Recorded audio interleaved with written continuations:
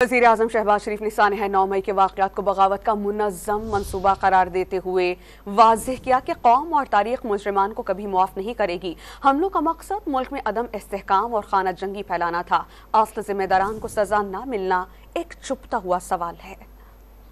9 मई का असल मकसद पाकिस्तान में जमहूरियत का खात्मा, आइन को खुदा न खासा दफन करना और फर्द वाहिद की बादशाही और डिक्टेटरशिप का क़याम अमल में लाने का एक बहुत ही मज़मूम मंसूबा था। न सिर्फ पाकिस्तान के खिलाफ बगावत की गई बल्कि रियासती इदारों के खिलाफ बगावत की गई। शायद ये हमले ना होते अगर एक कठपुतली हुकूमत को आइनी तरीके से हटाया न जाता। शायद ये हमले ना होते कि अगर खाना कावा की मॉडल की घड़ी और जेवरात और जमीनों की खरीदो फरोख्त करप्शन की जो उस वक्त भरमार थी उसका अगर नोटिस पीडीएम की हुकूमत न लेती। शायद ये हमला न किया जाता अगर 190 मिलियन पाउंड में जो बदतरीन खयानत की गई उसका अगर पीडीएम की हुकूमत नोटिस न लेती। अहम ओहदों पर मेरिट से हटकर अगर पीडीएम की हुकूमत अपॉइंटमेंट्स कर देती तो शायद ये हमले न होते। मुल्क दुश्मन अनासर एक दोस्त नुमा एक लबादे में, एक हमदर्द के लबादे में बदतरीन दुश्मनी का ये मुजाहरा कर रहे हैं।